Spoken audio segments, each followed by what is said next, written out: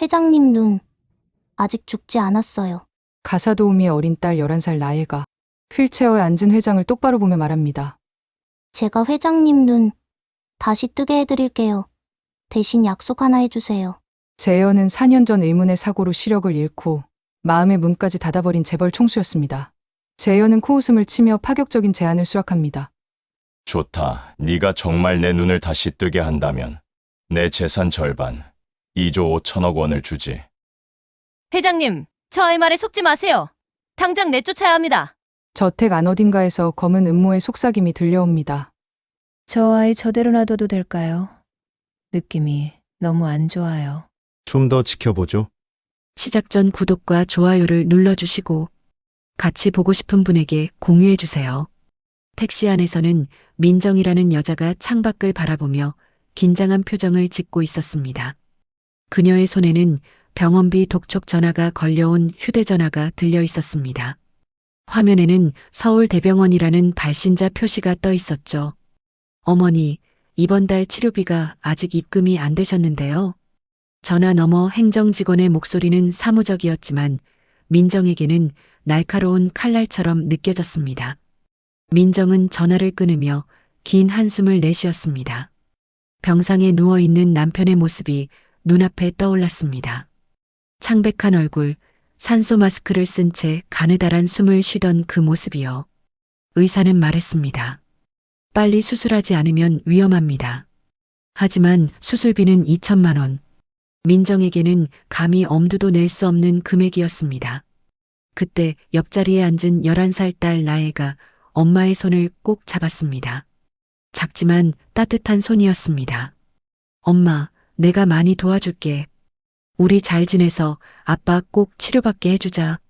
나혜의 목소리는 어린아이답지 않게 단단했습니다. 아이의 작은 손에서 느껴지는 따뜻함에 민정은 눈물을 참으며 고개를 끄덕였습니다. 목이 메어 말이 나오지 않았습니다. 응 그래. 우리 꼭 아빠 살리자. 택시가 저택 앞에 멈췄습니다. 민정은 지갑에서 마지막 남은 5만 원권 지폐를 꺼내 운전사에게 건넸습니다. 민정은 서둘러 차에서 내렸습니다. 어머니와 딸은 작은 우산에 몸을 맡긴 채 저택 입구로 걸어갔습니다. 우산을 썼지만 워낙 폭풍 같은 비에 민정의 옷끝자락이 흠뻑 젖어 들어갔습니다. 민정은 나혜의 작은 몸을 자신의 품으로 끌어안으며 최대한 비를 막아주려 했습니다. 저택 입구에는 이미 몇몇 직원들이 서 있었습니다. 저기 봐, 애까지 데려왔네. 한 직원이 작게 속삭였습니다. 이 집에서 오래 못 버티겠어. 지난주에 온 사람도 사흘 만에 도망갔잖아. 다른 직원이 고개를 끄덕이며 맞장구 쳤습니다. 회장님 눈빛이 워낙 무서워서 말이야. 아무것도 안 보이신다면서 어떻게 저렇게 무서울 수가 있는지. 말도 마 지난번엔 접시 하나 깨졌다고 그 자리에서 해고시켰잖아. 말 한마디 없이 그냥 나가라고만 하시더라고. 직원들은 수군거리며 모녀를 바라봤습니다.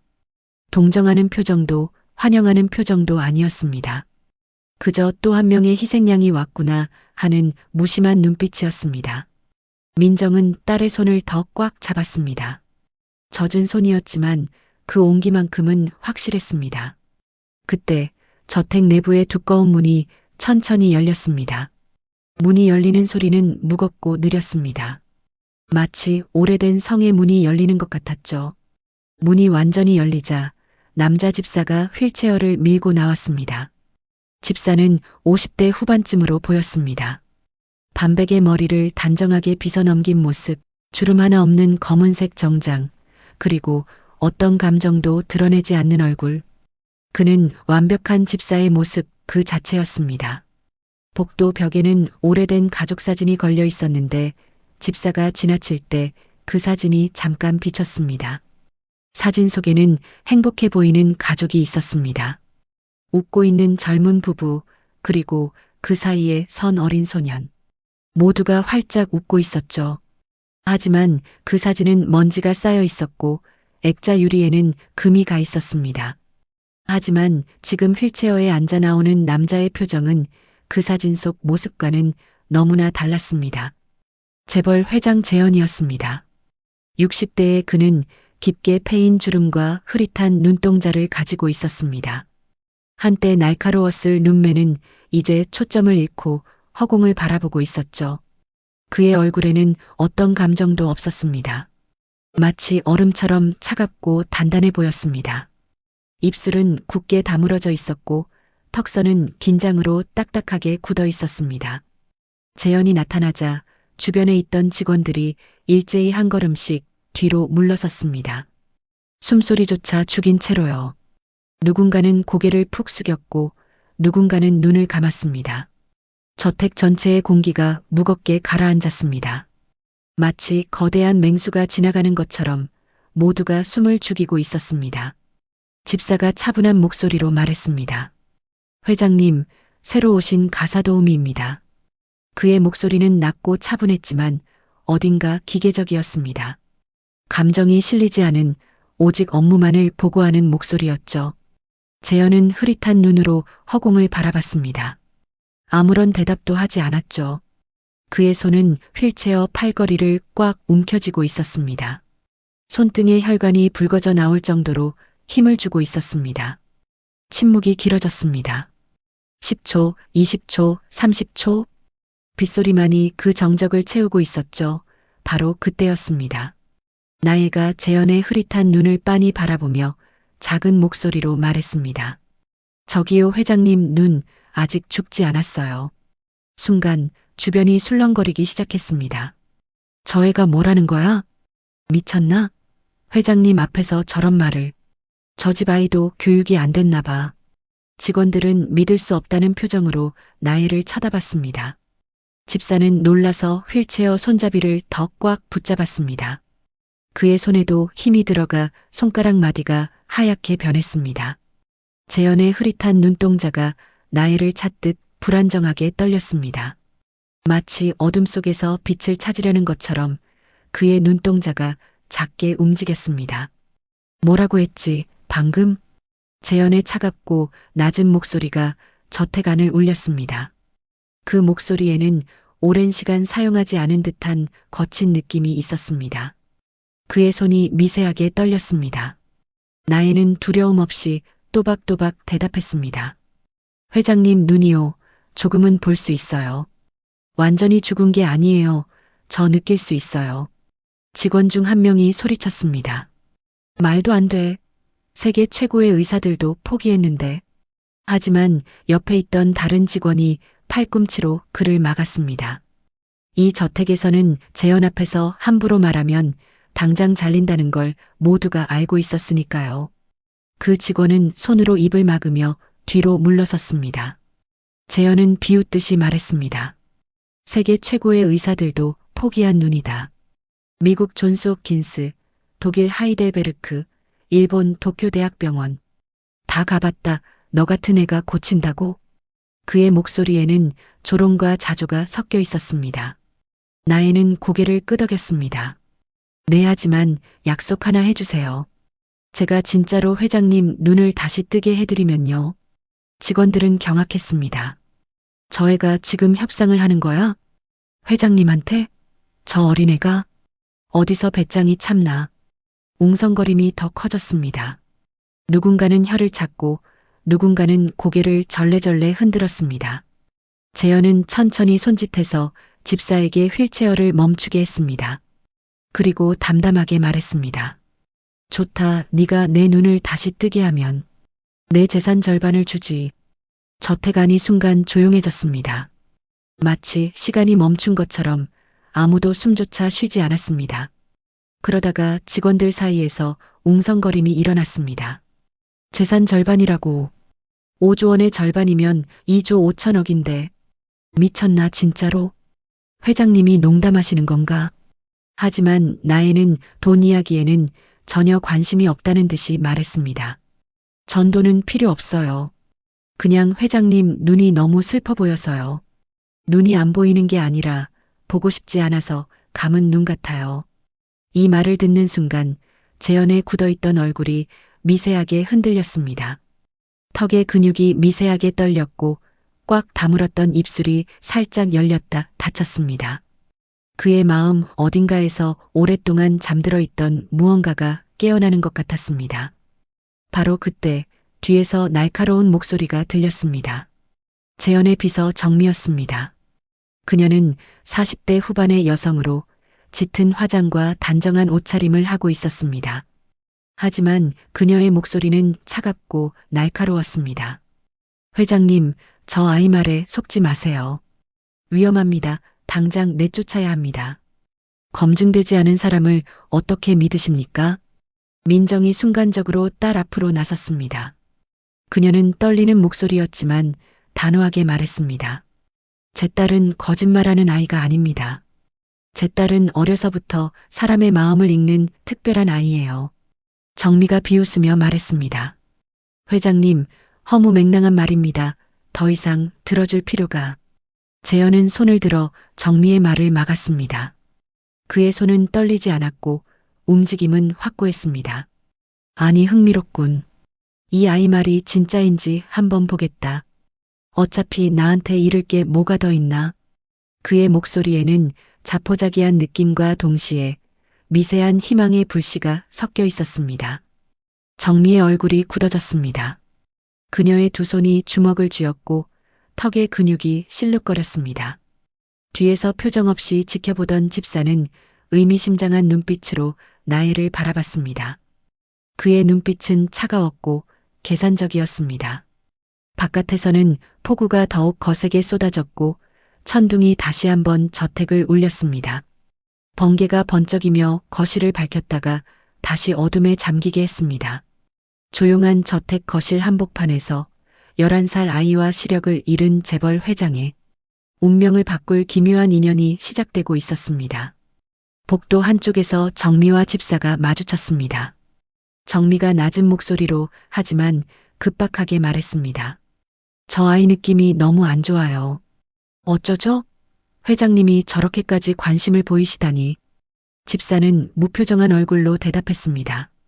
그의 목소리는 여전히 차분했지만 어딘가 위협적이었습니다. 지켜보죠. 그의 눈동자가 차갑게 빛났습니다. 마치 어둠 속에서 빛나는 야수의 눈처럼. 다음 날 아침이 밝았습니다. 폭우는 그쳤지만 하늘은 여전히 잿빛이었습니다. 저택의 정원에는 밤새 쏟아진 빗물이 곳곳에 고여 있었고 나뭇가지들은 무겁게 축 늘어져 있었습니다. 직원 식당에서는 이미 소문이 퍼져 있었습니다. 2조 5천억이래요. 2조 5천억. 그 애가 회장님 눈을 고친다고 했다면서요? 말도 안 되는 소리를. 한 직원이 수군거렸습니다. 딸까지 데리고 와서 회장님 약한 거 파고드는 거 아닐까요? 요즘 사기꾼들 수법이 다 그렇잖아요. 옆에 있던 다른 직원이 맞장구를 쳤습니다. 2조 5천억이면 로또 1등이 200명은 되겠네요. 평생 일 안 해도 되는 돈이에요. 아, 나도 저런 운 한번 받아봤으면. 정미는 일부러 그 옆을 지나가며 더 크게 말했습니다. 어쨌든 회장님 곁에 저런 애가 붙어 있는 건 위험하지 않나요? 회장님 상태가 좋지 않으신데 이상한 말로 현혹시키면 어떡해요? 목소리가 일부러 나혜의 귀에 들리도록 크게 울렸습니다. 나혜는 복도 끝에서 이 소리를 듣고 있었습니다. 민정은 주방에서 설거지를 하다가 이 소리를 듣고 손을 덜덜 떨었습니다. 접시를 잡은 손에서 힘이 빠져 그릇이 싱크대에 떨어질 뻔했습니다. 우린 돈 때문에 온 게 아닌데. 우리 나혜는 진짜 순수한 마음으로. 그때 나혜가 뒤에서 다가왔습니다. 엄마, 괜찮아요. 나혜는 수건을 가져와 엄마의 젖은 손을 닦아주었습니다. 아이의 작은 손이 엄마의 큰 손을 감쌌습니다. 회장님 눈 다시 보시게 될 것 같아요. 그러면 아무도 우리 뭐라 못해요. 엄마, 걱정하지 마요. 나혜의 목소리는 작았지만 단단했습니다. 11살 아이답지 않은 의연함이 있었습니다. 같은 시각 재현은 서재에 앉아 약을 먹으려 하고 있었습니다. 서재는 넓고 조용했습니다. 천장까지 이어진 책장에는 수많은 책들이 꽂혀 있었지만 모두 먼지가 쌓여 있었습니다. 재현은 손으로 책상 위를 더듬었습니다. 그의 손끝이 펜을 스치고 서류를 건드리고 마침내 약병을 찾았습니다. 하지만 손끝이 미묘하게 떨렸습니다.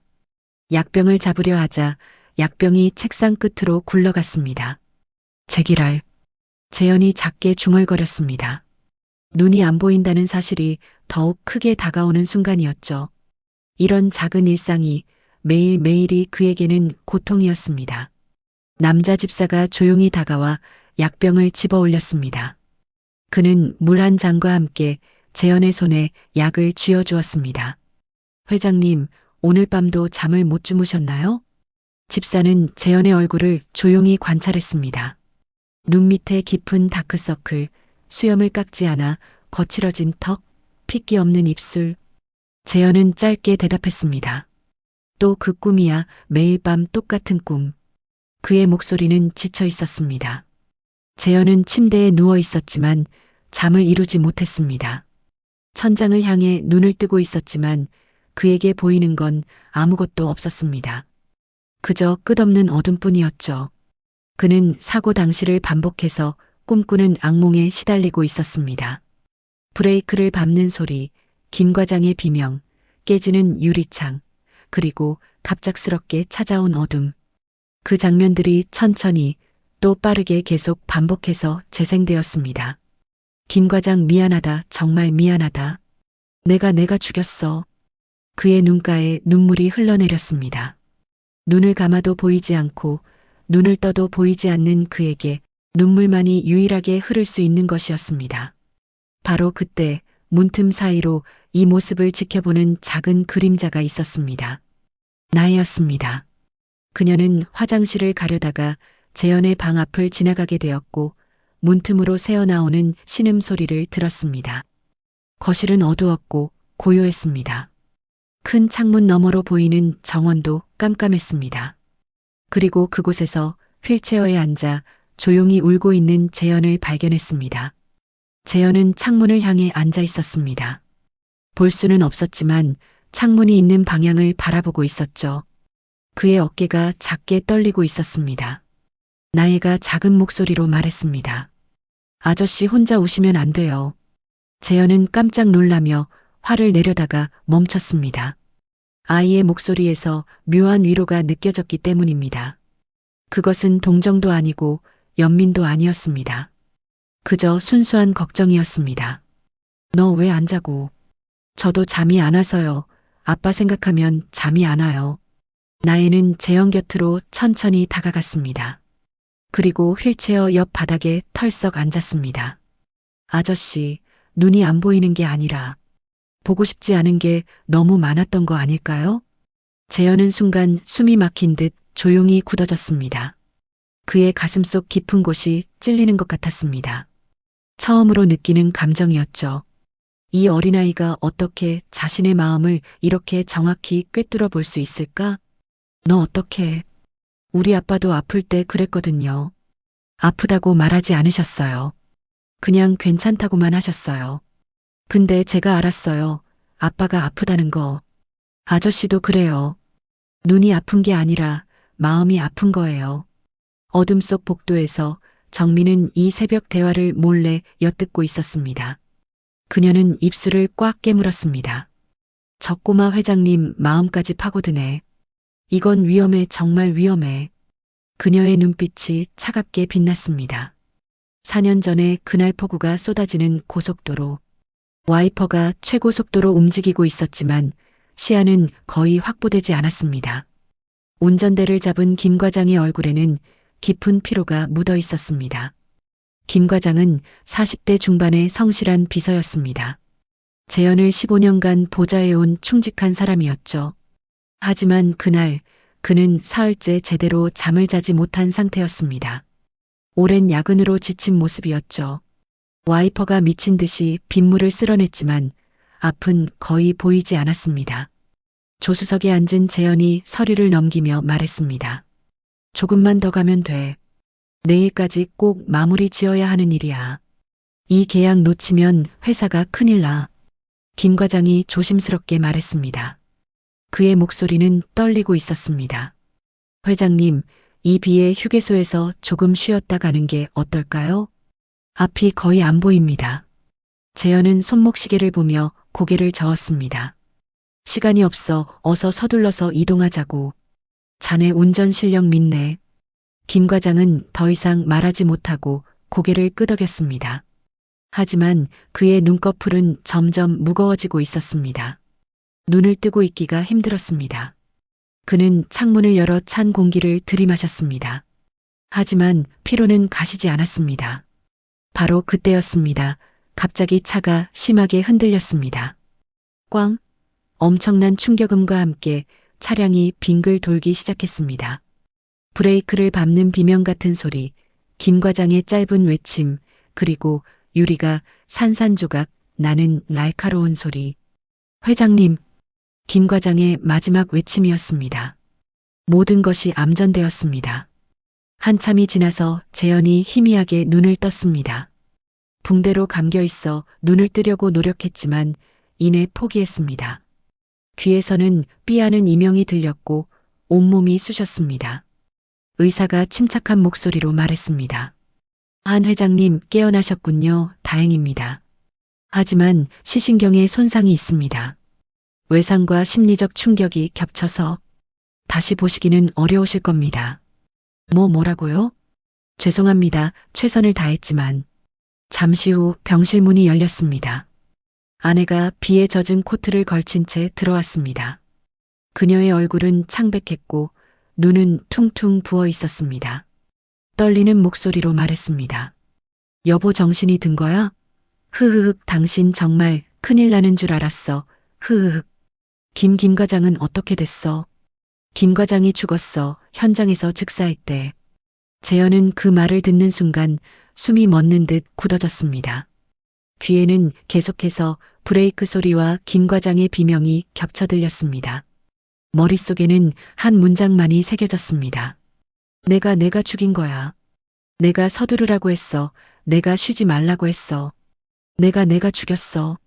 시간이 지나도 시력은 돌아오지 않았습니다.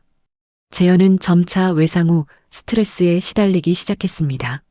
악몽, 불면증, 작은 소리에도 과민하게 반응하는 증상들, 그리고 결국 술에 의존하게 되었죠.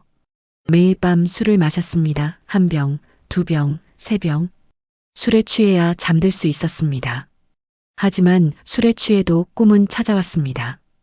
매일같이 이어지는 히스테리와 술에 찌든 폭언, 끝없는 부정적인 말들에 아내는 점점 지쳐갔습니다. 나 때문에 사람이 죽었다고. 재현이 술에 취해 소리쳤습니다. 여보, 당신 잘못이 아니라고 사고였어. 아니야. 내 잘못이야. 내가 서두르라고 했어. 내가 쉬지 말라고 했다고. 그걸로 내 눈이 이렇게 된 거라고. 그런 날들이 반복되었습니다. 일주일, 한 달, 석 달, 1년. 아내는 결국 더 이상 버티지 못했습니다. 더는 힘들어서 이렇게는 못 살겠어. 미안해 여보 정말 미안해. 아내는 결국 이혼을 요구했고 아들 지우는 엄마의 요청에 따라 해외 유학을 떠나기로 했습니다. 공항에서 지우는 몇 번 뒤돌아봤습니다. 아버지는 오지 않았습니다. 휠체어에 앉아 저택에 남아 있었죠. 지우는 결국 걸음을 재촉했습니다. 안타깝고 원망스러운 아버지 미안해요 아버지. 지우는 작게 중얼거렸습니다. 다녀올게요. 언젠가 다시 올게요. 그리고 탑승구 안으로 사라졌습니다.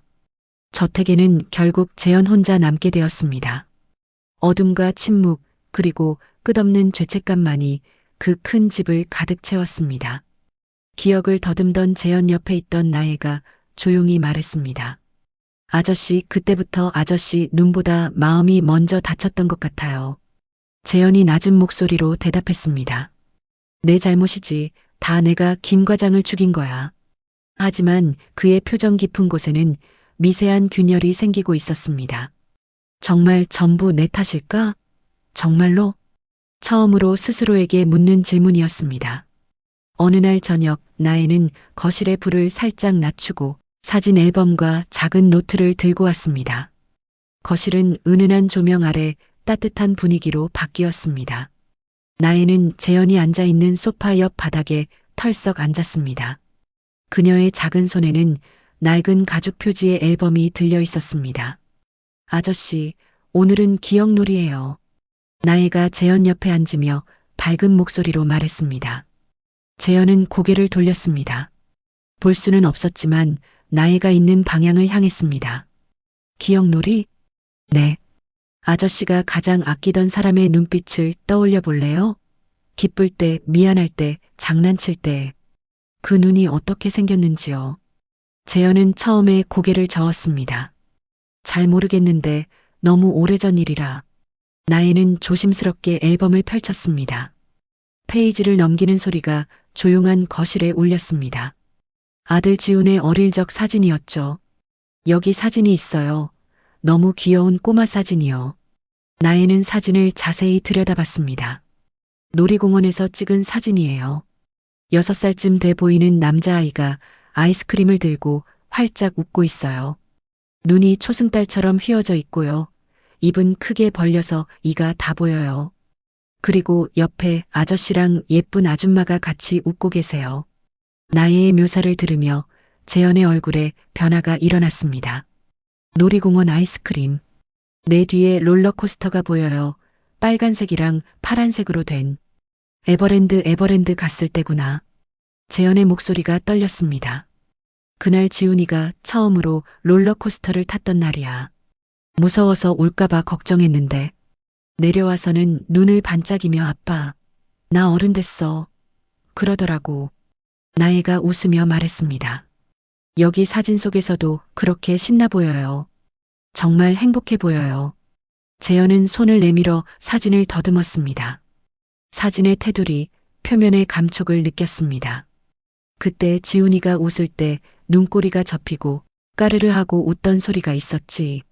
아빠 나 어른 됐어. 하면서 아이스크림을 너무 빨리 먹어서 배가 아프다고 했었는데 소리와 표정의 기억이 조금씩 돌아오고 있었습니다. 재현의 목소리가 점점 부드러워졌습니다. 나혜가 말했습니다.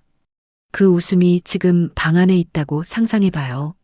그 웃음이 아저씨 눈을 비추면 방이 조금 밝아지는 느낌 있나요? 재현은 한참 동안 침묵했습니다. 눈을 감고 아들의 웃음소리를 떠올렸습니다. 까르르 하던 그 맑은 웃음 아빠 하고 부르던 그 목소리. 아이스크림이 묻은 입가를 닦아주던 순간. 그러다 낮은 목소리로 말했습니다. 조금 따뜻해지는 것 같다.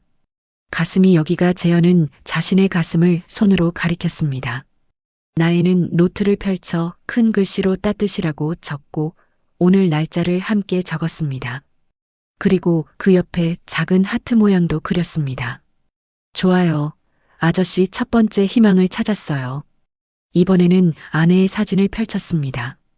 이번엔 다른 사진이에요. 결혼식 날 사진 같아요. 하얀 드레스 입은 예쁜 아줌마가 부케를 들고 환하게 웃고 있어요. 눈에 눈물이 고여 있는데도 정말 행복해 보여요. 재현의 입가에 미소가 번졌습니다. 결혼식 날 울면서 웃던. 그리고 여기 또 다른 사진도 있어요. 집에서 찍은 것 같은데 아줌마가 소파에 앉아 계세요. 카메라를 피하려는 것처럼 손을 들고 있는데 표정이 조금 서운해 보여요. 나혜의 말에 재현의 표정이 어두워졌습니다. 서운했을 때 아내의 눈 어떤 느낌이었어요? 재현이 천천히 대답했습니다. 그의 목소리에는 후회가 묻어 있었습니다. 말은 안 했지만 조용히 슬퍼하는 눈이었지. 내가 회사 일로 약속을 자꾸 어기면 아무 말 안 했어. 그냥 조용히 돌아서곤 했지. 그 뒷모습이 지금도 생각나. 말하는 동안 그의 어깨가 조금 풀렸습니다. 오랫동안 꽁꽁 묶여있던 매듭이 조금씩 풀리는 느낌이었습니다. 나혜가 말했습니다. 좋아요. 아내분의 눈이 더 이상 아저씨를 미워하지 않는다고 상상해요. 아내분도 아저씨가 힘들었다는 거 아실 거예요. 재현은 고개를 끄덕였습니다. 목이 메어 말이 나오지 않았습니다. 잠시 후 나혜가 더 조심스럽게 말했습니다. 이번이 가장 중요한 순간이었습니다. 이제 김 과장님 사진도 있어요. 나혜는 작은 사진을 자세히 들여다봤습니다. 정장을 입은 아저씨가 조금 딱딱하게 웃고 계세요. 근데 눈은 정말 반짝반짝해요. 뭔가 열심히 하고 싶다는 마음이 눈에서 보여요. 그래, 김 과장 항상 열심히 했어. 일 잘 끝났을 때, 칭찬받고 싶을 때 어떤 눈빛이었어요? 재현은 길게 숨을 내쉬었습니다. 가슴이 답답했습니다. 하지만 피하지 않았습니다. 눈이 반짝거렸지. 일을 잘 마무리하고 나면 마치 어린아이처럼 기뻐하던 모습이 있었어. 회장님, 해냈습니다. 그러면서 환하게 웃던 재현의 목소리가 떨렸습니다. 하지만 계속 말했습니다. 커피를 좋아했어. 아메리카노에 설탕 2스푼.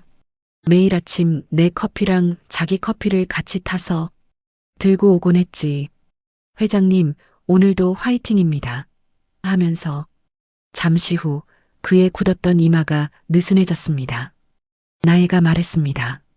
그 눈빛이 지금 아저씨를 용서한다고 말하는 장면을 마음속에서 만들어봐요. 회장님 탓 아니에요. 괜찮아요라고요.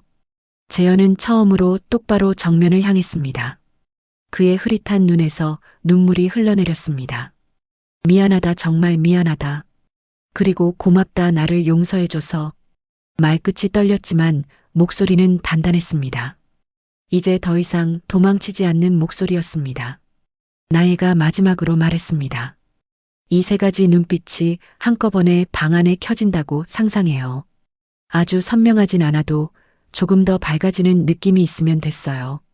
재현은 눈을 감았다가 천천히 떴습니다. 여전히 흐릿했지만 뭔가 달랐습니다. 방이 전보다 덜 어둡다, 정말로 조금 밝은 것 같아. 나애는 조용히 고개를 끄덕였습니다. 아저씨의 아버지, 어머니 사진도 같이 봐요. 천천히 하나씩요. 혼자 남은 재현은 앨범을 다시 펼쳤습니다. 볼 수는 없었지만 나애의 설명을 떠올리며 사진을 더듬었습니다. 손끝으로 사진을 쓰다듬으며 한 장 한 장 기억을 되살렸습니다. 아버지의 사진 엄격했지만 따뜻했던 아버지. 어머니의 사진 항상 웃고 있던 어머니. 아내의 사진 사랑했던, 그리고 놓쳐버린. 아들의 사진, 지금 어디선가 살고 있을 아들. 김 과장의 사진. 그는 작게 속삭였습니다. 나도 다시 보고 싶다. 너희들을 다시 보고 싶다. 그 말이 자기 자신에게 내리는 허락처럼 방 안에 남았습니다. 처음으로 재현은 다시 보고 싶다는 마음을 가지게 되었습니다. 며칠이 지났습니다. 어느 날 저녁, 대저택 거실 한가운데 촛불과 탁자가 차려졌습니다. 정미가 데려온 무당이 요란한 방울을 흔들며 등장했습니다. 무당은 50대 후반의 여성이었습니다.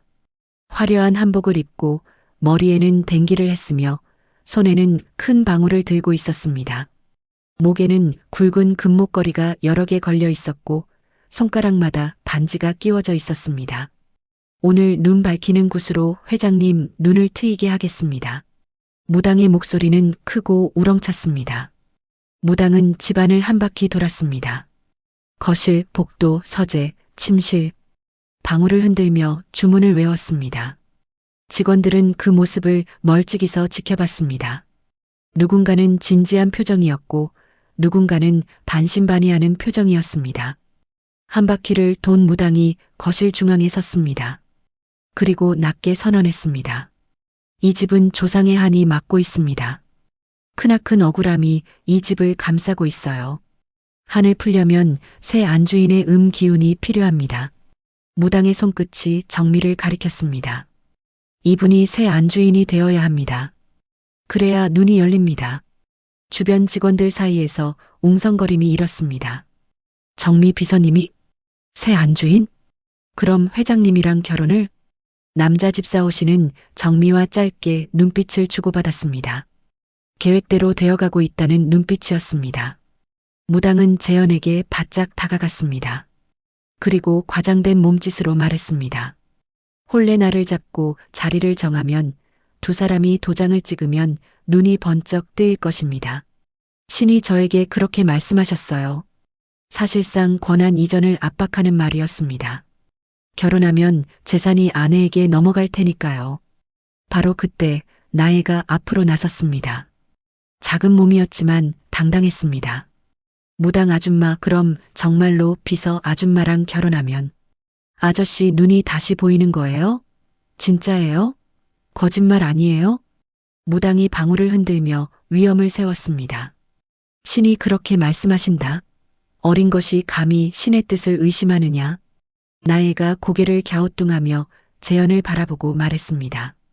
아저씨, 그럼 결혼해서 눈이 다시 보이시면 아저씨가 저한테 주려고 했던 돈 절반을 무당 아줌마한테 드리세요. 거실이 술렁였습니다.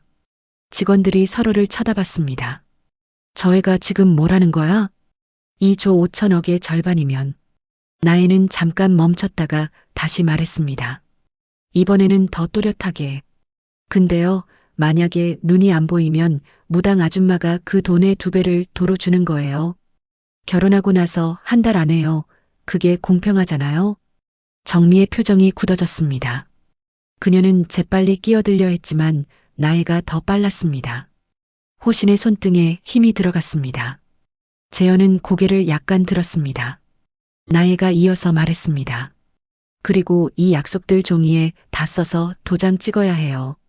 우리 아빠가 그랬어요. 중요한 약속은 꼭 종이에 써야 한대요. 무당이 말을 더듬기 시작했습니다. 방울을 흔들던 손이 멈췄습니다. 그런 세속적인 계약으로 신의 뜻을 그런 식으로 폄하하시면 안 됩니다. 나혜가 고개를 저으며 말했습니다. 확실하다고 했잖아요. 확실하면 약속하면 되는 거고, 그게 아니면 지금 미안하다고 하고 그냥 가시면 돼요. 저도 이해할게요. 정미가 급하게 끼어들었습니다. 아이 말장난에 어렵게 잡은 구슬. 회장님, 이 아이가 신성한 의식을 방해하고 있습니다. 그때 재현이 낮게 한마디 보탰습니다. 그의 목소리는 차갑고 명확했습니다. 좋다 보증하라. 내 눈을 되돌려 놓을 자신이 있으면. 호신이 무당 쪽을 힐끗 봤습니다. 무당은 식은땀을 흘리며 시선을 피했습니다. 그녀의 이마에 땀방울이 맺혔고 손이 미세하게 떨렸습니다. 신의 일은 사람 계약으로 재단할 수 그건. 나혜가 말했습니다. 순수한 아이의 목소리였지만 그 안에는 진실을 향한 단단함이 있었습니다. 자신 없으신 거죠, 아줌마? 아저씨, 이거 그만하는 게 좋을 것 같아요. 거짓말쟁이 같아요. 직원들의 눈빛이 싸늘해졌습니다. 누군가는 혀를 찾고 누군가는 무당을 똑바로 쳐다봤습니다. 무당은 방울을 주머니에 쑤셔 넣고 서둘러 짐을 챙겼습니다. 이런 무례한 곳에선 신도 역시 노하실 것이오. 두고 보시오. 무당은 도망치듯 떠났습니다. 정미는 굳은 얼굴로 서 있었고 호신은 입술을 깨물었습니다. 재현은 조용히 숨을 내쉬었습니다. 나혜가 옆에서 말했습니다. 아저씨, 이제 진짜로 나아지는 일만 남았어요. 무당 사건 이후 정미는 완전히 마음을 굳혔습니다. 그녀는 자신의 방에 혼자 앉아 있었습니다. 창밖을 바라보며 이를 갈았습니다. 이제는 정면으로 나가야 해. 저 모녀를 쫓아내야 해. 더 이상 기다릴 수 없어. 그녀는 혼자 중얼거렸습니다. 그녀의 눈에는 집착과 욕망이 가득했습니다. 얼마 지나지 않아 직원들 사이에 소문이 더 세게 퍼지기 시작했습니다. 직원 식당, 복도, 정원 어디서든 같은 소문이 들렸습니다. 사실 회장님이랑 정미 비서님이 오래전부터 그런 사이였대. 진짜? 얼마나 오래? 사모님 나가신 후로 계속 정을 나눠오셨다던데 거의 3년? 헐, 그럼 사실상 내연관계. 그런데 새로운 가사도우미가 딸을 내세워서 작정하고 회장님 꼬시려는 거래. 눈 보이게 한다는 것도 다 쇼래. 재산 노리고 하는 짓이지. 요즘 사기꾼들 수법이 다 그렇잖아. 동정심 유발하고 특히 어린애 내세우면 사람들 마음이 약해지니까. 심지어 직원들의 자녀들까지 나혜를 놀리기 시작했습니다. 나혜가 정원을 지나갈 때였습니다. 저 사기꾼들, 모녀 사기단. 사람들의 웃음소리가 나혜의 귀에 들렸습니다. 나혜는 걸음을 멈췄지만 아무 말도 하지 않았습니다. 그저 고개를 숙이고 걸어갔습니다. 그런 말들이 나혜의 귀에도 들려왔습니다. 밤이 되었습니다. 민정은 작은 방에서 혼자 울고 있었습니다. 베개에 얼굴을 묻고 소리 없이 울었습니다. 우리가 뭘 잘못했을까? 나애는 정말 순수한 마음으로 회장을 도와드리고 있는 건데, 나애는 그런 엄마를 꼭 끌어안았습니다. 엄마의 떨리는 어깨를 감싸 안았습니다. 엄마, 조금만 더 버티자. 이제 아저씨 눈이 진짜로 조금씩 반응하고 있어. 조금만 더. 나애의 목소리도 떨렸지만 포기하지 않았습니다. 한편 정민은 조용히 움직이기 시작했습니다. 깊은 밤 모두가 잠든 시간. 정민은 재현의 방에 몰래 들어갔습니다. 침대 옆 테이블에 놓인 약병들을 확인했습니다. 그리고 그중 하나를 주머니에서 꺼낸 다른 약병과 바꿔치기 했습니다. 평소 먹던 진통제 대신 졸음과 혼란을 유도하는 약으로 교체한 것이었죠. 약병의 라벨까지 정교하게 바꿔놓았습니다. 정민은 방을 나서며 작게 웃었습니다. 이제 곧 회장님은 더 혼란스러워지실 거야. 그리고 그 모녀를 쫓아낼 명분이 생기겠지. 다음 날 아침 나애가 재현에게 약을 가져다 드리다가 멈췄습니다. 나애는 약병을 유심히 들여다봤습니다. 뭔가 이상했습니다. 아저씨, 이 병 뭔가 다른 것 같아요. 다르다니? 평소랑 색깔이 달라요. 그리고 냄새도 좀 이상해요. 재현이 손으로 더듬어 병 라벨을 확인해 봤습니다. 그는 손끝으로 라벨의 글씨를 더듬었습니다. 시각장애인을 위한 점자가 있었지만 평소와 위치가 달랐습니다. 이건 내가 먹던 약이 아니야. 재현의 표정이 굳어졌습니다. 누가 왜 이런 짓을? 재현은 그 약병을 꽉 쥐었습니다. 그날 밤 정민은 서재에 몰래 들어갔습니다. 서재는 어두웠습니다. 정민은 작은 손전등을 켜고 금고를 열었습니다. 금고 비밀번호는 이미 알고 있었습니다. 20년간 재현을 보자 하며 알게 된 비밀번호였죠. 금고 안에는 중요한 서류들이 있었습니다. 회사 지분 관련 서류, 재산 목록, 유언장. 정민은 금고 열쇠를 챙기고 서류를 일부 빼내 자신의 가방에 숨겼습니다. 바로 그때 물을 마시러 나온 나애가 멀리서 이 장면을 목격했습니다. 복도 끝 어둠 속에서 나애는 서재 문틈으로 새어나오는 불빛을 봤습니다. 그리고 조심스럽게 다가갔습니다. 아줌마, 이 밤에 뭐해요? 정민은 깜짝 놀라 뒤돌아봤습니다. 손전등을 떨어뜨릴 뻔했습니다. 아, 그냥 회장님 서류 정리하는 거란다. 정민은 벌벌 떨며 둘러댔습니다.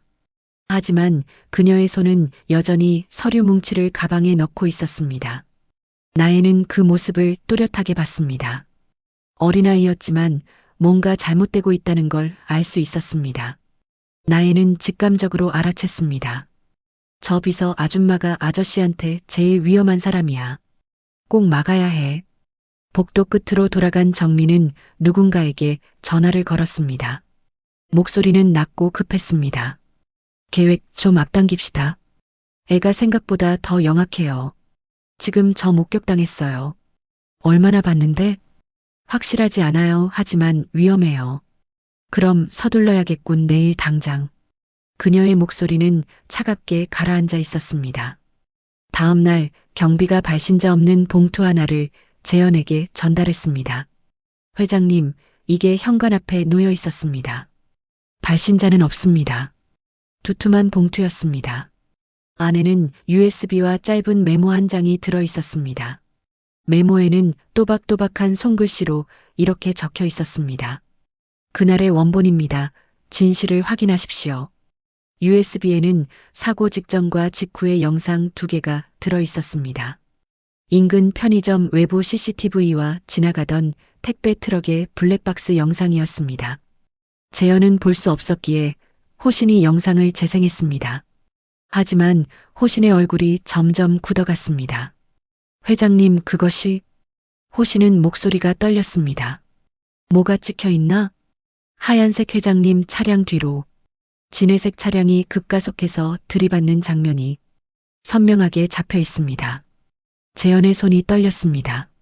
번호판은 일부 자릿수가 읽힙니다. 재현은 법무팀의 번호판 일부를 조회하도록 지시했습니다. 몇 시간 후 결과가 나왔습니다. 법무팀장이 서재로 찾아왔습니다. 그의 표정은 심각했습니다.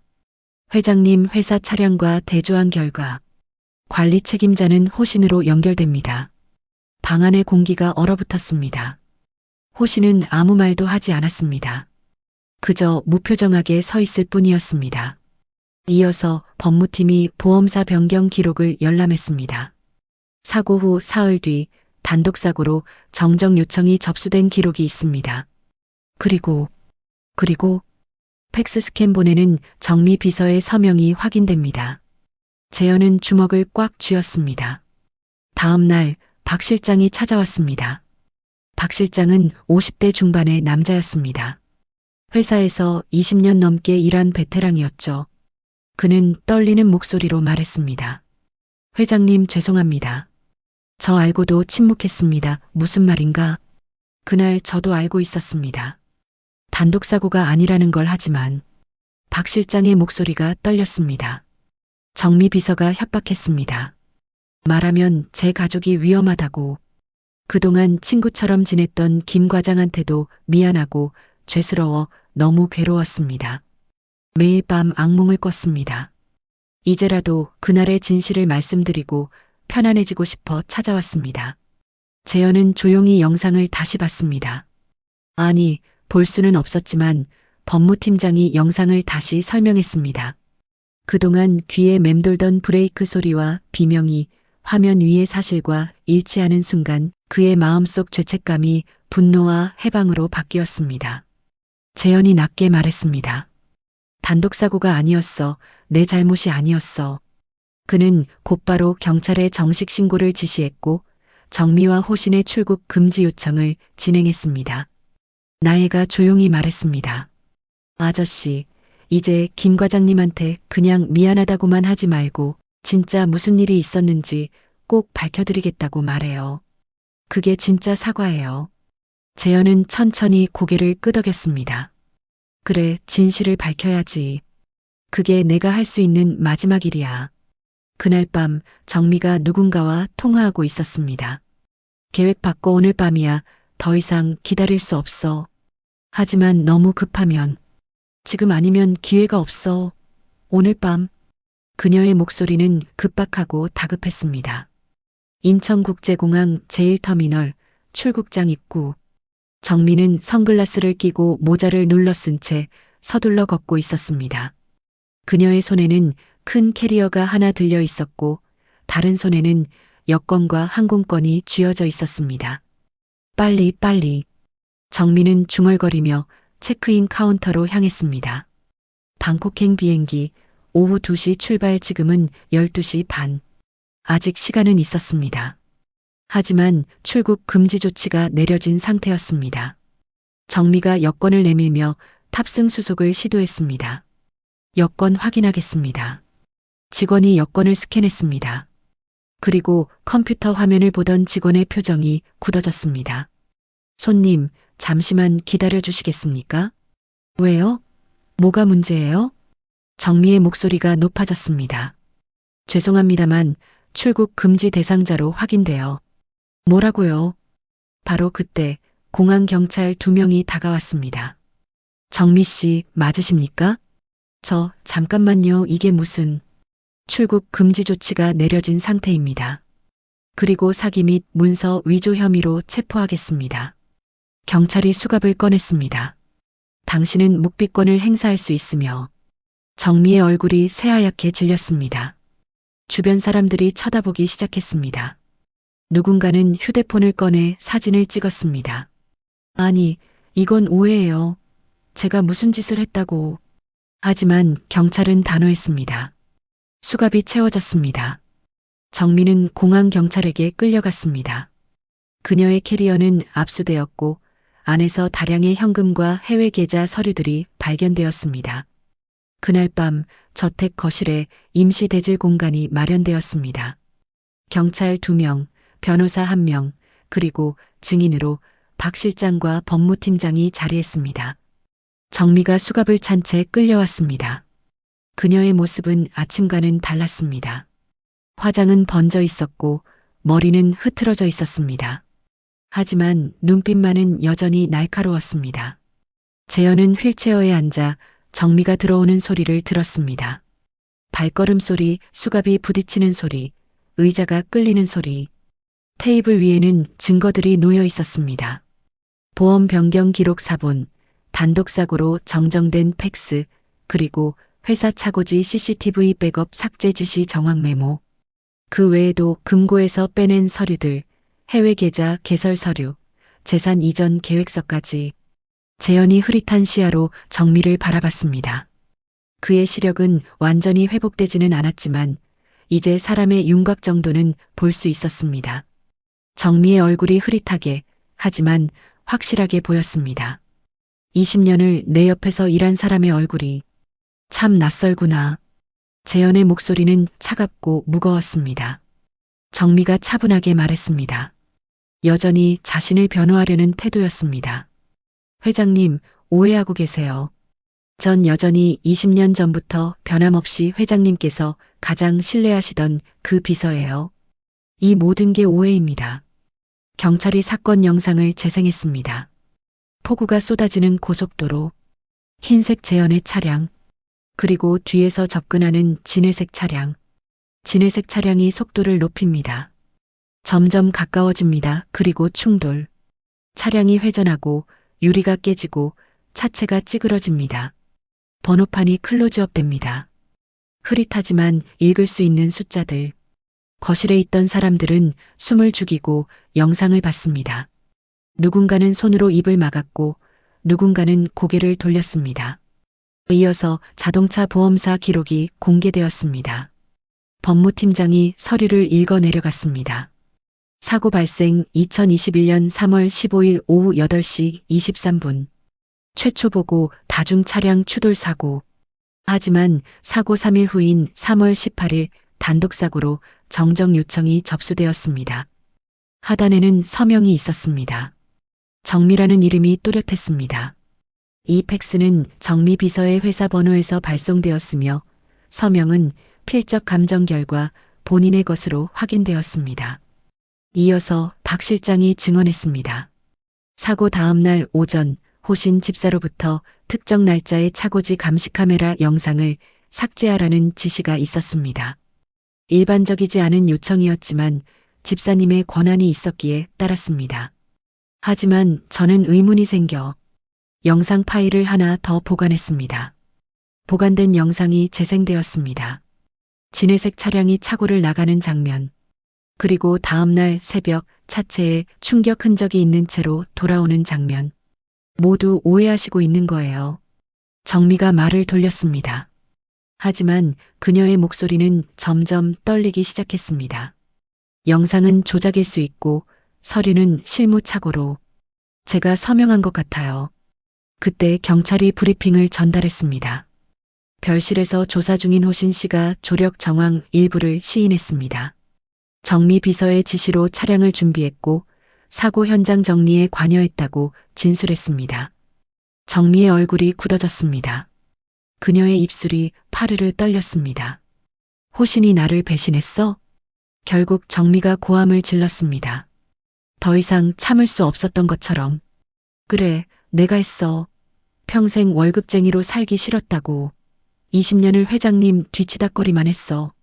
명절에도 주말에도 밤낮 없이 일했어. 내 인생을 바쳤다고. 그녀의 목소리는 울부짖음에 가까웠습니다. 그런데 뭐가 돌아왔어? 월급? 보너스? 그게 다야? 회장님은 수조원을 가지고 계시면서 나한텐 고작 그 정도. 재현이 낮게 말했습니다. 그의 목소리는 차가웠지만 어딘가 슬픔이 묻어 있었습니다. 네가 나를 죽이려 했다는 것보다 김 과장을 죽이고도 아무렇지 않았다는 거. 박 실장을 협박해서 입을 막았다는 게 더 역겹다. 정미가 비웃었습니다. 이제 더 이상 숨길 것도 없었습니다. 김 과장? 그 사람도 어차피 회장님께 이용당한 거잖아요. 밤낮 없이 일하다 과로로 죽은 거나 마찬가지예요. 거실에 있던 사람들이 경악했습니다. 박 실장은 주먹을 불끈 쥐었고 법무팀장은 고개를 저었습니다. 정미가 마지막 발악으로 나이를 노려봤습니다. 그녀의 눈에는 증오가 가득했습니다. 저애만 없었어도 다 성공할 수 있었어. 저 꼬마만 아니었으면. 나혜는 겁먹지 않고 정미를 똑바로 쳐다봤습니다. 아줌마가 나쁜 짓을 한 거예요. 저 때문이 아니라 아줌마 마음이 나빴던 거예요. 11살 아이의 말이었지만 거기엔 진실이 있었습니다. 경찰이 정미를 끌고 나가려 했습니다. 정미는 발버둥 쳤습니다. 나요. 손 나요. 전 억울해요. 전 피해자라고요. 문이 열리고 정미가 복도로 끌려나갔습니다. 그 순간 그녀가 마지막으로 외쳤습니다. 한재현, 넌 평생 그 눈으로도 제대로 못 볼 거야. 사람을 못 보는 눈은 영원히 안 낫는다고. 그 목소리는 복도를 울리며 멀어져 갔습니다. 거실에 정적이 흘렀습니다. 무거운 침묵만이 공간을 채웠습니다. 나혜가 조용히 재현의 손을 잡았습니다. 작고 따뜻한 손이었습니다. 이제 시작이에요, 아저씨. 진짜 치료는 오늘부터예요. 나쁜 사람들은 다 사라졌고 이제 아저씨 마음을 치료할 차례예요. 재현은 나혜의 손을 꽉 잡았습니다. 그의 눈에서 눈물이 흘렀습니다. 하지만 이번엔 슬픔의 눈물이 아니었습니다. 해방의 눈물이었습니다. 고맙다 나혜야, 네가 아니었으면 난 영원히 어둠 속에 살았을 거야. 다음 날 재현은 박 실장, 나혜, 민정과 함께 김 과장 가족의 작은 빌라를 찾아갔습니다. 엘리베이터가 없는 계단을 천천히 올랐습니다. 박 실장이 옆에서 부축했지만 재현은 혼자 힘으로 오르고 싶었습니다. 숨이 차올랐습니다. 4년간 제대로 운동하지 않은 몸은 약해져 있었습니다. 계단 10개를 오르는 것도 힘들었습니다. 숨소리가 거칠어졌고 이마에 땀이 맺혔습니다. 회장님, 잠시 쉬시죠. 아니, 괜찮아. 이 정도는 내가 해야 해. 2층에 도착했을 때 재현은 잠시 벽에 기대어 숨을 고르렸습니다. 문이 열리자 김 과장 아내의 표정이 굳어졌습니다. 김 과장 아내는 40대 후반의 여성이었습니다. 머리에는 흰머리가 섞여 있었고 얼굴에는 깊은 주름이 패여 있었습니다. 그녀는 재현을 보자 놀란 표정을 지었습니다. 회장님, 갑자기 저희 집엔 왜 찾아오신 거예요? 그녀의 목소리는 경계심으로 가득했습니다. 4년 동안 쌓인 원망과 분노가 그 목소리에 묻어 있었습니다. 재현이 말했습니다. 그의 목소리는 떨렸지만 단호했습니다. 죄송합니다. 늦었지만 진실을 들고 왔습니다. 그는 사건 자료 봉투를 내밀었습니다. 손이 떨려서 봉투가 흔들렸습니다. 김 과장 아내는 망설이다가 봉투를 받았습니다. 그녀의 손도 떨렸습니다. 박 실장이 간략히 설명했습니다. 고의 추돌이었습니다. 그리고 단독사고로 조작된 정황이 확인됐습니다. 범인들은 모두 체포되었습니다. 김 과장 아내는 자료를 읽기 시작했습니다. 첫 장을 넘기고 두 번째 장을 넘기고 그녀의 손이 점점 떨리기 시작했습니다. 눈이 커졌고 입술이 파르르 떨렸습니다. 이게 사실이에요? 네, 모두 증거가 확보되었습니다. 경찰 조사도 마무리 단계입니다. 김 과장 아내의 얼굴이 일그러졌습니다. 숨이 가빠졌고 의자 모서리를 꽉 잡았습니다. 손가락 마디가 하얗게 변했습니다. 그럼 우리 남편은 억울하게 죽은 거예요? 그녀는 더 이상 말을 잇지 못했습니다. 4년 동안 쌓아왔던 감정이 한꺼번에 터져나왔습니다. 왜 이제야 말씀하시는 거예요? 그녀가 소리쳤습니다. 울음이 섞인 외침이었습니다. 남편이 낸 사고로 그 사람은 허무하게 저세상 사람 되고 회장님은 눈 그렇게 되시고 회장님이 위로금까지 챙겨주셨는데도 나 혼자 두고 간 사람이 원망스럽고 아빠 없이 커가는 아이들 보면서 얼마나 억울하던지. 그녀는 목이 메어 더 이상 말을 잇지 못했습니다. 손으로 얼굴을 가리고 흐느꼈습니다. 재현은 벽을 짚고 천천히 무릎을 꿇었습니다. 60대 재벌 회장이 작은 빌라 거실 바닥에 무릎을 꿇었습니다. 바닥은 차갑고 딱딱했습니다. 내가 몰랐습니다. 아니, 알려고 하지 않았습니다. 모르고 버틴 시간이 더 비겁했습니다. 그의 목소리는 떨렸습니다. 김 과장을 제가 죽였다고 생각했습니다. 그 죄책감에 진실을 찾을 용기조차 없었습니다. 용서를 구할 자격도 없지만 이제라도 진실만은 밝히고 싶었습니다. 재현의 눈에서 눈물이 흘렀습니다. 바닥에 눈물방울이 떨어졌습니다. 김 과장은 좋은 사람이었습니다. 충직하고 성실하고 항상 웃는 얼굴로 저를 보좌해줬습니다. 그런 사람을 제가 지키지 못했습니다. 나혜가 조용히 옆에 앉았습니다. 그리고 김 과장 아내의 손을 맞잡았습니다. 아줌마, 이제 나쁜 짓 한 사람들이 경찰 아저씨들한테 벌 받게 됐어요. 김 과장 아저씨가 억울하게 돌아가신 게 아니라는 걸 이제 모두가 알게 됐어요. 그리고 이 아저씨도 정말 많이 아파하셨어요. 김 과장 아내는 한참 동안 울었습니다. 소리내어 목 놓아 울었습니다. 4년 동안 참아왔던 눈물이 쏟아졌습니다. 억울함, 분노, 슬픔, 외로움. 모든 감정이 눈물과 함께 흘러나왔습니다. 한참 후 그녀가 눈물을 닦으며 말했습니다.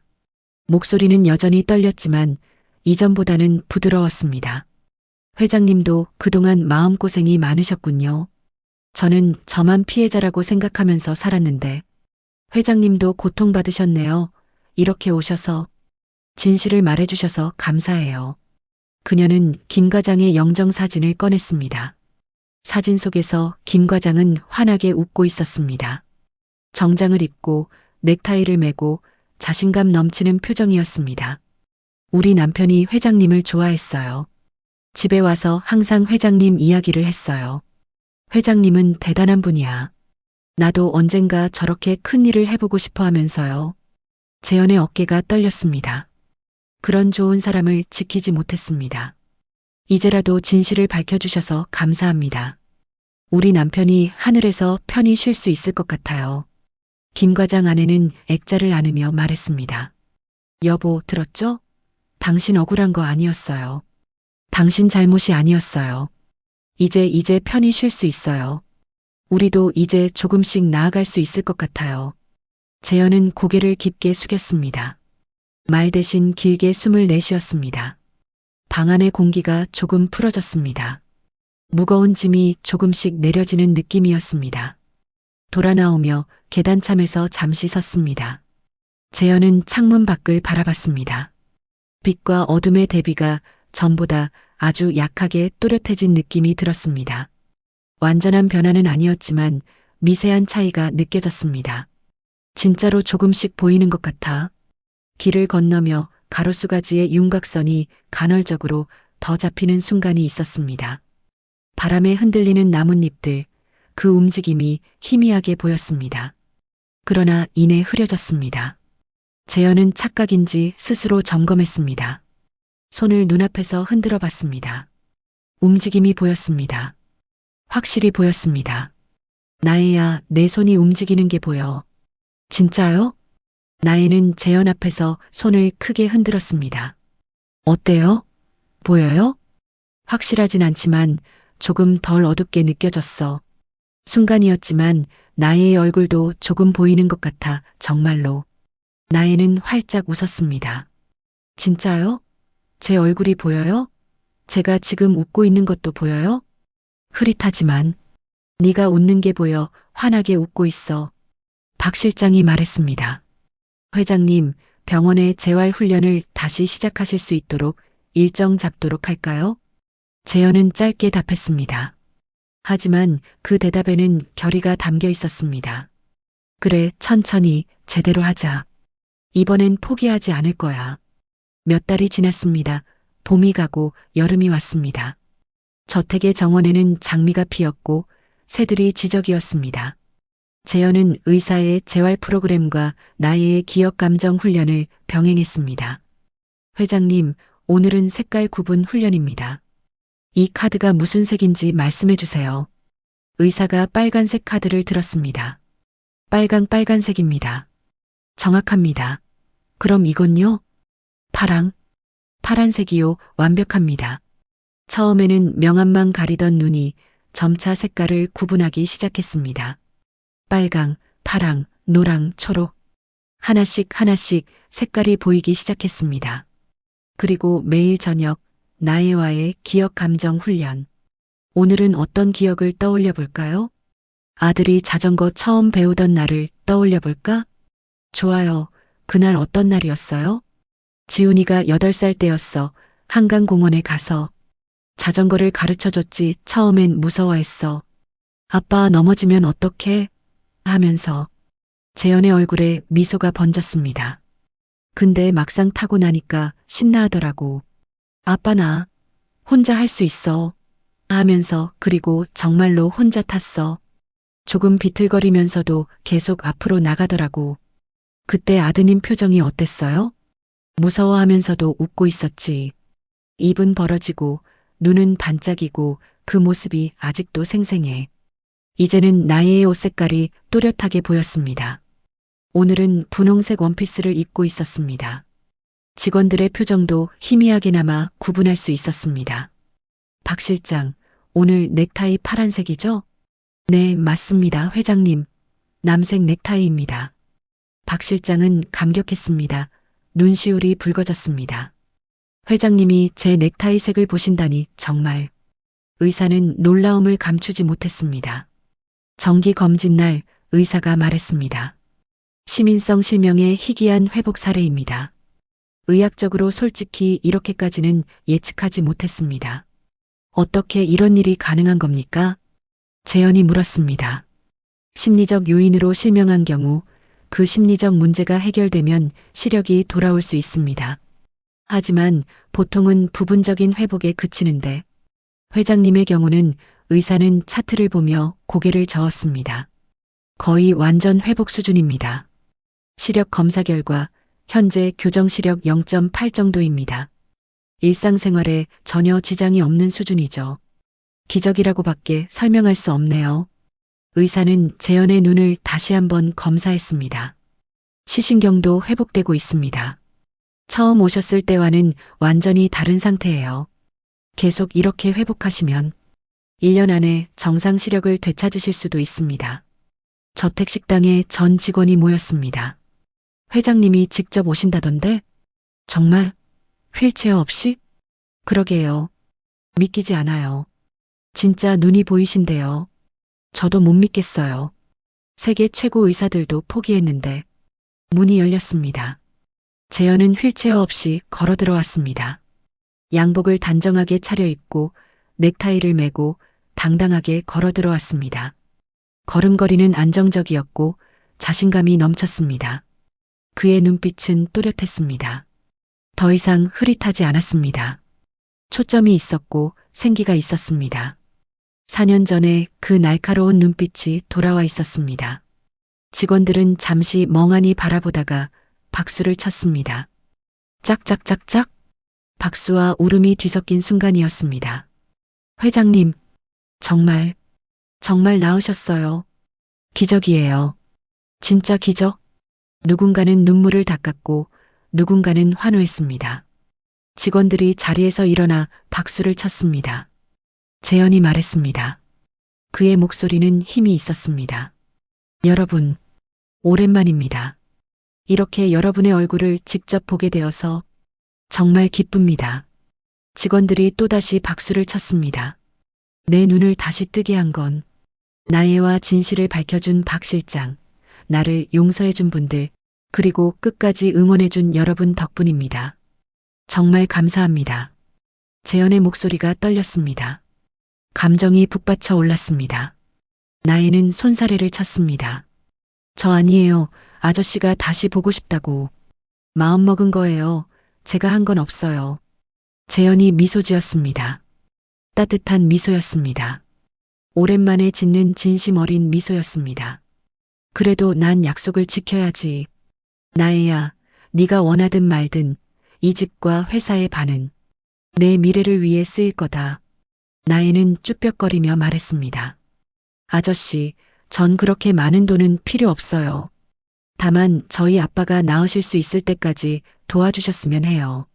그리고 저랑 엄마가 계속 이 집에서 지낼 수 있었으면 좋겠어요. 재현은 잠시 말을 멈추고 고개를 끄덕였습니다. 나혜의 눈을 똑바로 바라보며 말했습니다. 그래, 그럼 약속하자. 아버지 치료 끝까지 내가 책임진다. 이미 최고의 의료진을 섭외했고 다음 주에 수술이 예정되어 있어. 최고의 병실에서 최고의 치료를 받게 할게. 그리고 너랑 엄마 이 집에서 마음 놓고 지내. 생활 걱정은 이제 내가 할 몫이야. 너희는 이제 내 가족이나 다름없어. 민정은 고개를 깊이 숙여 인사했습니다. 그녀의 눈에서도 눈물이 흘렀습니다. 정말 감사합니다. 어떻게 이런 은혜를 평생 잊지 않겠습니다. 나혜는 울컥한 얼굴로 말했습니다. 정말 감사합니다. 진짜 감사해요. 11살 아이는 더 이상 말을 잇지 못하고 울음을 터뜨렸습니다. 기쁨의 눈물이었습니다.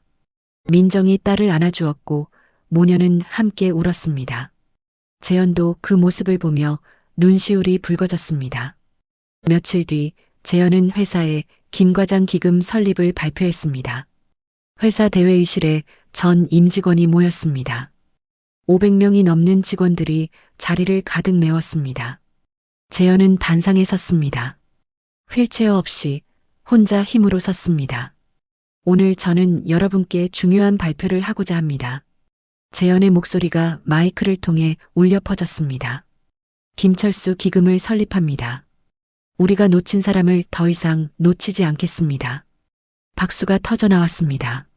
이 기금은 뺑소니, 음주운전 피해 가족의 치료비와 생활비, 재활을 돕는 데 쓰일 것입니다.